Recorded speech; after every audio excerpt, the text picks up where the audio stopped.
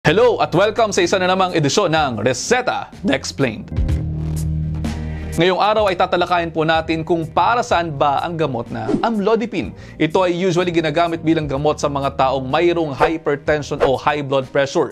Isa itong calcium channel blocker. Kumbaga, ang gamot na ito ay nakakaapekto sa movement ng calcium patungo sa mga cells. At ang resulta ay nare-relax ang ating mga blood vessels kaya nakakapagpababa ng blood pressure.